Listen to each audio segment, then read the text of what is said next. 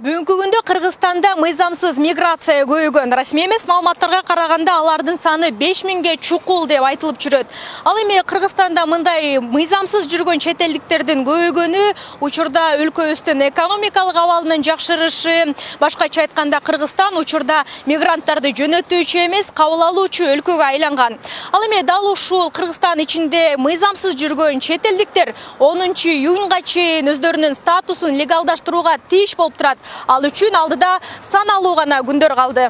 Эми Кыргызстанда жүргөн чет элдиктер мыйзам бузганына карабай бул мүмкүнчүлүктү пайдаланса болот. Эгер мигрант туристтик же окуу визасы менен келип, бирок иштеп жүрсө, азыркы учурда аны мыйзамдуу эмгек визасына айландырууга мүмкүн. Алар документтерди Ички иштер министрлигинин бөлүмдөрү жана консулдук департамент аркылуу алмаштырууга болот. Мыйзамсыз абалга туш келген чет өлкөлүк жарандар бизге кайрылып келип жатат. Биз фронт офис катары чет өлкөлүк жарандарды кабыл алып, тийиштүү тармактарга багыт көрсөтүп, тийиштүү мамлекеттик органдарга кайрылуусун сунуштап жатабыз. Ал эми биз ушул жылдын башынан баштап бирдиктүү уруксат кагазын берип баштаганбыз. Тышкы иштер министрлиги бул эмгек мигранттарга карата колдонулган уруксат кагазы. Ал эми эмгек социалдык камсыздоо жана миграция министрлиги процессти ортомчуларсыз жүргүзүүгө чакырып, бардык кызматтар расмий порталдарда жеткиликтүү экенин белгилешет. Ошондой эле мындай мүмкүнчүлүккө биринчи кезекте жергиликтүү иш берүүчүлөр кызыктар болушу керек. Себеби мыйзам бузулган учурда жоопкерчилик жалгыз чет элдик жаранга гана эмес, аны жумушка алган тарапка да жүктөлөт.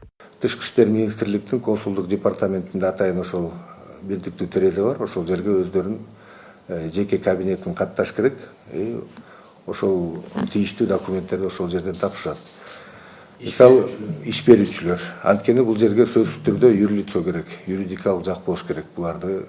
Анткени эртеңки күндү жоопкерчиликти азыркы мынакей ошол легалдаштырып аткан иш берүүчүлөр ошолор мойнуна алат. Эртең алар ошол дагы бир легалсыз болуп акыбалда калбасын деп жоопкерчилик ошол иш берүүчүлөргө берилет. Бирок ошол эле күндө иш берүүчүлөр да коркпош керек, эртең мисалы алар качып кетет деп. Эртеңки күнү бүгүн ошол легалдаштырган чет элдик жарандар ошол иш берүүчүдөн башка жакка кетип калчу болсо, бүгүнкү күндө ошондой практика көп болуп атат. Анда атайын ошол бирдиктүү терезеде эле бир модуль бар, ошол жерге кайрылып туруп эле иш берүүчүлөр жазып койсо болот. Мисалы, Пакистандын жараны балача менден жумуштан тыштап кетип калды депчи.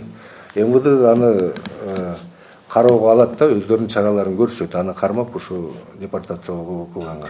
Эгерде белгиленген мөөнөткө чейин мыйзамсыз жүргөн чет өлкөлүктөр статусун өзгөртпөсө, өз ыктыяры менен өлкөдөн чыгып кетүүгө тийиш. Анткени 10 июндан тартып бүткүл өлкө боюнча бардык күч түзүмдөрү тарабынан легалсыз аталышындагы активдүү текшерүү жүрүп баштайт. Мыйзам бузгандар аныкталса, аларга 65 000 сомго чейин айып пул салынат.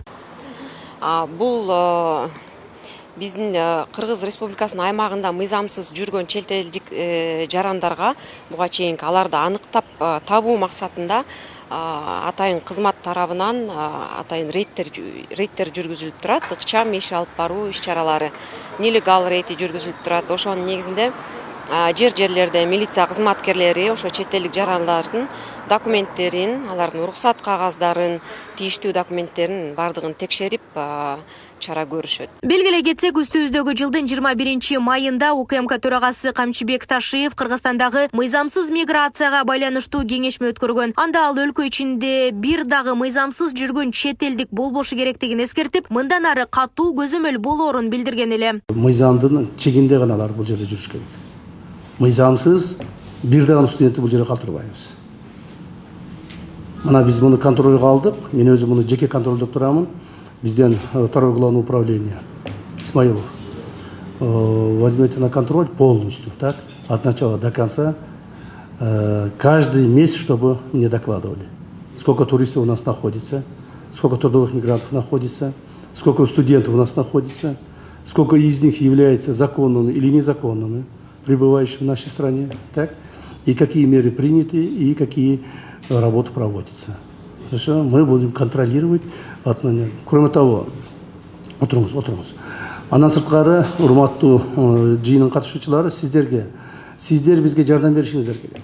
Айта кетсек, үстүбүздөгү жылдын январынан тартып азыркы учурга чейин Кыргызстанга 61 000 турист, 30 000 студент, расмий түрдө 12 000 эмгек мигранттары жана башка түрдүү категориялар боюнча 10 000 адам келген. Ал эми мыйзамсыз мигранттардын саны 5 000ге жакын экен айтылган. Нурзада Сыдыкова, Кудайкалуу Зомуралиев, Регион, Бишкек.